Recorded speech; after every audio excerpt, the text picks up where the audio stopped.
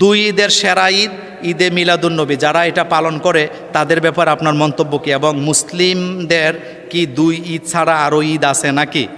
দেখেন, ঈদ শব্দটা আগে বুঝতে হবে, ঈদটা কেন আসছে এই ব্যাপারে হাদিস আছে না? আমাদের ঈদ কয়টা? খ্রিস্টানেরা আগে অন্যভাবে তাদের ঈদ উদযাপন করত। তখন রাসূল সাল্লাল্লাহু আলাইহি ওয়াসাল্লাম আল্লাহর কাছে চাইলেন যে আল্লাহ, আমার উম্মত যেন এরকমের একটা ঈদ কি পায়। তো আল্লাহ আমাদের ঈদ দিছে কয়টা?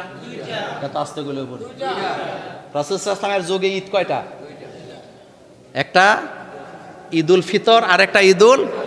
এবার আপনারা বলেন, রাসূল সাল্লাল্লাহু আলাইহি ওয়াসাল্লাম চলে গেলেন, হযরতে আবু বকর সিদ্দিক রাদিয়াল্লাহু তাআলা আনহুর যুগে ঈদ কয়টা? দুইটা, ঈদুল ফিতর, ঈদুল আজহা। ওমরের যুগে ঈদ কয়টা? ওসমানের যুগে ঈদ কয়টা? হযরতে আলী রাদিয়াল্লাহু আনহুর যুগে ঈদ কয়টা?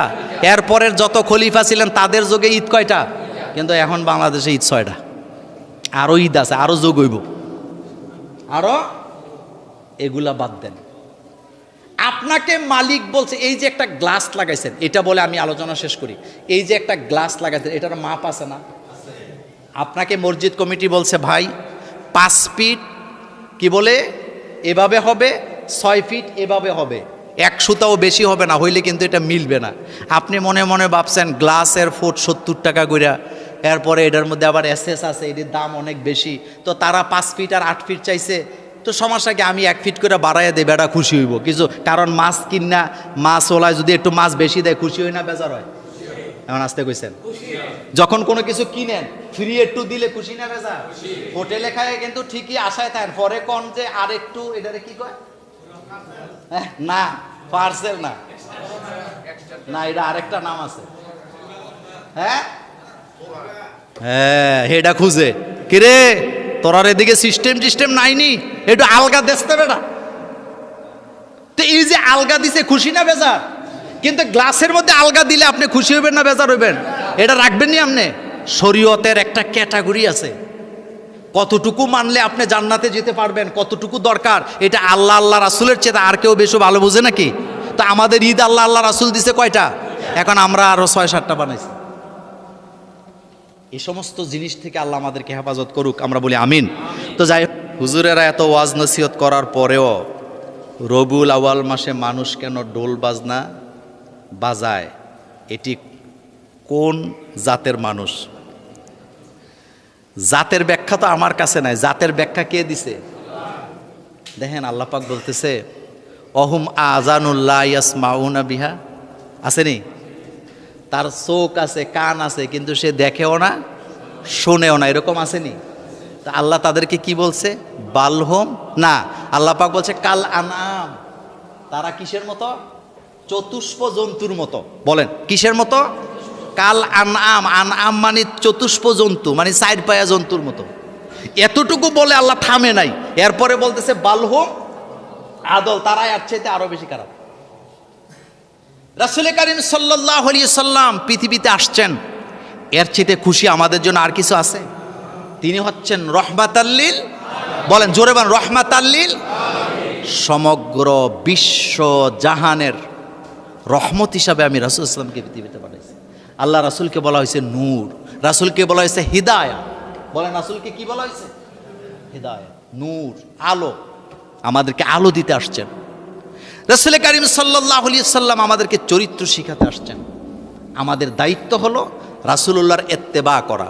পৃথিবীর কোনো মানুষ বলতে পারবে না যে তুমি আমার মতো কাজকর্ম করলে আমার সাথে জান্নাতে থাকবা। একজনই বলতে পেরেছেন, মুহাম্মাদুর রাসূলুল্লাহ সাল্লাল্লাহু আলাইহি সাল্লাম। তিনি বলেছেন মান আহিয়া সুন্নতি, অথবা মান আহাব্বা সুন্নতি ফাকাদ আহাব্বানি ওয়া মান আহাব্বানি কানা মাই ফিল জান্নাহ। যে ব্যক্তি আমার সুন্নতকে আঁকড়ায় ধরলো, সে যেন আমাকে ভালোবাসলো, যে আমাকে ভালোবাসলো সে আমার সাথে জান্নাতে থাকবে। মাই ফিল জান্নাহ, সে আমার সাথে জান্নাতে থাকবে। সুতরাং আমাদের দায়িত্ব হলো রাসূলের চরিত্রকে ধারণ করা। সাহাবাই কেরাম রাসূলের চরিত্রকে যেভাবে ধারণ করেছেন, আমাদেরকেও সেভাবে ধারণ করতে হবে। রাসূল যেটা করেন নাই আমি সেটা করব না, রাসূল যেটা করতে নিষেধ করেছেন আমি সেখানে যাব না, রাসূল যেটা করেছেন, যেটা সুন্নত, এটা আমি কখনো ছেড়ে দিতে পারি না। রাসূলের সুন্নায় আমার জীবন, আমার আদর্শ হোক। আল্লাহ যেন আমাদেরকে বুঝার তৌফিক দান করেন, আমরা বলি আমিন। আরেকটা কথা বলি, শোনেন, পরিবর্তন হয়েছে, পরিবর্তন হয় নাই ব্যাপারটা এমন না। আজ থেকে 30 বছর আগে আপনারা যা দেখছেন এখন কি তা না, আরও বাড়ছে। আলহামদুলিল্লাহ মসজিদ বাড়ছে, মুসল্লি বাড়ছে না কমছে? কোনো মসজিদে মুসল্লি জায়গা হয় না আলহামদুলিল্লাহ। এটা তো ওয়াজের কারণে হয়েছে, কারণ ওয়াজ করাটা, এই ওয়াজ প্রথমে করছে কে?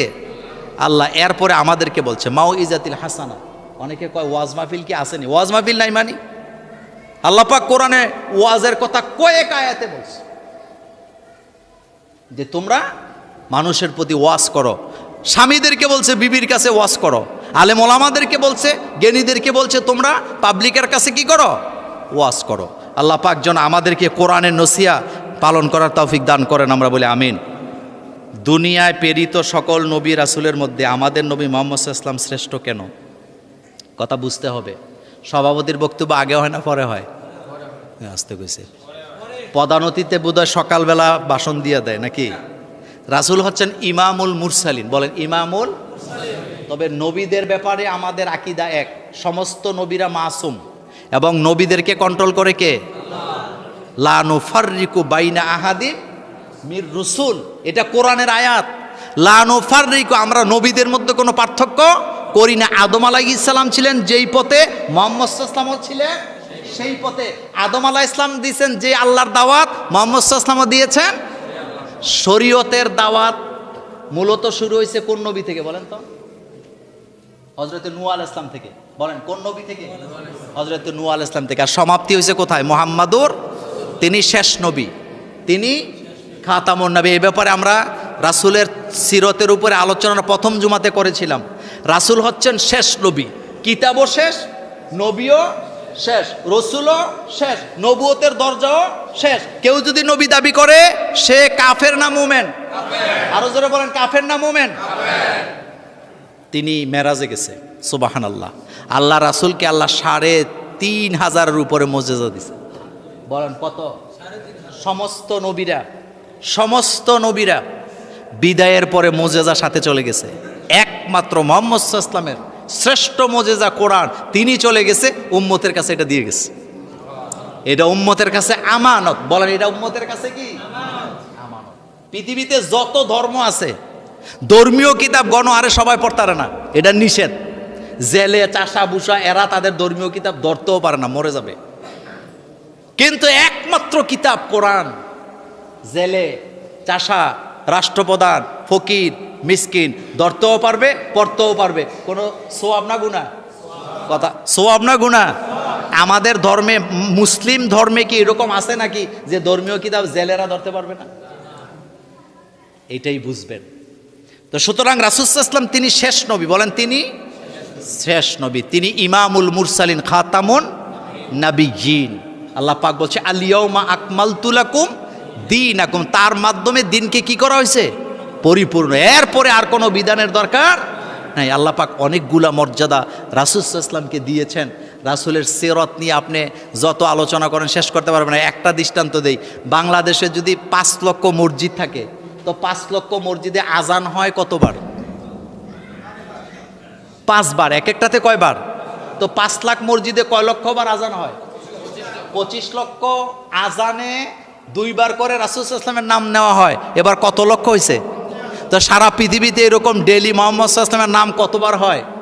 ইন্না শানিয়াকা হুয়াল আবতার। নবীকে আল্লাহ পাক বলছে আপনারা যারা লেসকাটা কয় ছেলে নাই দেখা, আপনি তাদেরকে বলেন তারা নিজেরা লেসকাটা, কারণ কিয়ামত পর্যন্ত আপনার নাম উচ্চারিত হতেই থাকবে। আমি আল্লাহর নাম উচ্চারণ হবে যেখানে, আপনার নামও উচ্চারণ হবে সেখানে। আজানে ইকামতে আল্লাহর নাম আছে না? তো রাসূলুল্লাহর নাম বোধহয় নাই? আছে, বুঝে নেবেন। আসসালামু আলাইকুম রহমতুল্লাহ। ওয়ালাইকুম সালাম। হুজুর, বিতিরের নামাজের একম বৈঠক না করে বিতিরের নামাজ পড়লে আমাদের মাযহাব অনুযায়ী সহি হবে কিনা? বিতিরের নামাজ 3 প্রকারে পড়া যায়। বলেন কয় প্রকারে পড়া যায়? এটা নিয়ে একদিন আলোচনা দেব। 3 প্রকারে বিতিরের নামাজ পড়া যায়। একটা হলো বৈঠক করে, আরেকটা হলো বৈঠক না করে। বিতিরের নামাজ 1 রাকাতও পড়া যায়। বিতিরের নামাজটা মূলত বেজর। বলেন বিতিরের নামাজ কি? আল্লাহ পাক নিজে বেজর, তিনি বেজর সংখ্যাকে পছন্দ করেন। আল্লাহু বিত্র, আল্লাহ হচ্ছেন বেজর, আর তিনি বেজরকে কি করে? পছন্দ করেন। এর জন্য বিতিরের নামাজ। আর বিতিরের নামাজ এটা শুধু নামাজ না, এখানে বান্দা তার রিপোর্ট পেশ করতেছে কার কাছে?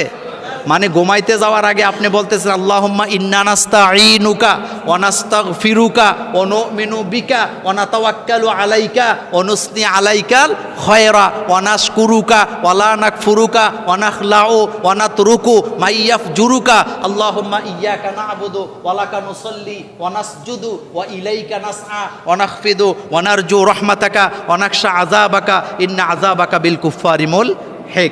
এবার আপনারা একটু কথাটা জোরে বলেন, আমাদের চাওয়া পাওয়া কার কাছে? যাবতীয় চাওয়া কার কাছে? অপরাধ করলে ক্ষমা চাই কার কাছে? নেয়ামত লাগলে চাই কার কাছে? সেজদা দেই কাকে? রুকু দেই কাকে? এ সবগুলা কথা কোথায় আছে? দোয়ায় কোনো দে আছে, দোয়া কোনো দে আছে। ক্ষমতা কার কাছে চাই? দুর্বলতা থেকে মুক্ত কার কাছে চাই? এটা হচ্ছে সেই বিতিরের নামাজ। এটা আল্লাহ পাকের পছন্দের একটা নামাজ। 3 রকমে পড়া যায়। এটা আগামী জুমাতে মনে থাকলে ইনশাল্লাহ দেবো, যেহেতু আজকে সময় কম। নবী করিম সাল্লাল্লাহু আলাইহি ওয়াসাল্লাম রাজনীতি করেছেন। হুজুরেরা রাজনীতি করলে সমাজটা কি? মানুষ গালাগালি করে কেন? এখন আর গালাগালি করে না, এখন একটা লেভেলে গেছে, মানুষ বুঝতে শিখছে। আচ্ছা আপনারা বলেন তো, রাসূল সাল্লাল্লাহু আলাইহি ওয়াসাল্লাম সেনাপ্রধান ছিলেন নাকি ছিলেন না? তবে রাসূল সেনাপ্রধান ছিলেন কিন্তু সেনাবাহিনীতে ছিলেন না। ব্যাপারটা কি এমন? রাসূল বোধহয় যুদ্ধ করে নাই, এটা আসতে কইতেছেন তো। যুদ্ধ না করলে সেনাবাহিনীতে গেছে কি করতে? রাসূল সাল্লাল্লাহু আলাইহি ওয়াসাল্লাম মক্কায় 13 বছর ছিলেন, একটা যুদ্ধও করে নাই। মদিনাতে যাওয়ার পরে 10 বছরে যুদ্ধ করছে 79টা, তার ভিতরে রাসূল নেতৃত্ব দিছে 29টা, মতান্তরে 27টা। 27টা যুদ্ধে রাসূল সাল্লাল্লাহু আলাইহি ওয়াসাল্লাম সেনাপ্রধানের দায়িত্ব পালন করছে। সুবহানাল্লাহ ভাই, যে কই কয়টা যুদ্ধে? 27টা যুদ্ধে মুহাম্মদ সাল্লাল্লাহু আলাইহি ওয়াসাল্লাম 10 বছরের লাইফে 27টা যুদ্ধে সেনাপ্রধানের দায়িত্ব পালন করছে। তো সেনাপ্রধান ছিলেন কি ছিলেন না? এখন আপনি কইবেন রাসূল সেনাপ্রধান ছিল কিন্তু সেনাবাহিনীতে আসিল না। রাসূল প্রেসিডেন্ট ছিলেন নাকি ছিলেন না?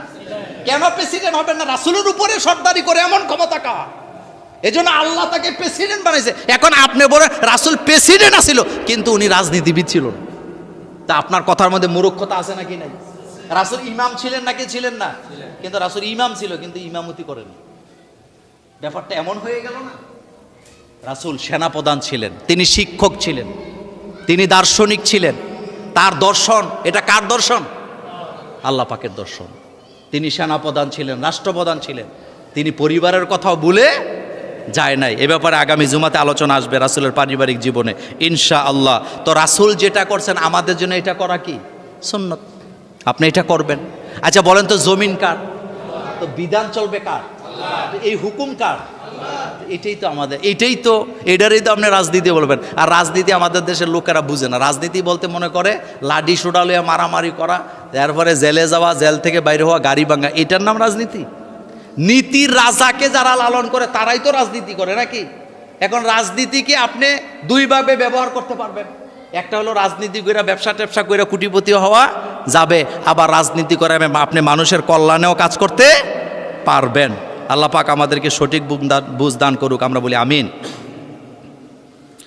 আপন খালুর সাথে আগে প্রেম পরে বিয়ে, নেট দুনিয়া এই বিষয় নিয়ে তোলপাড়।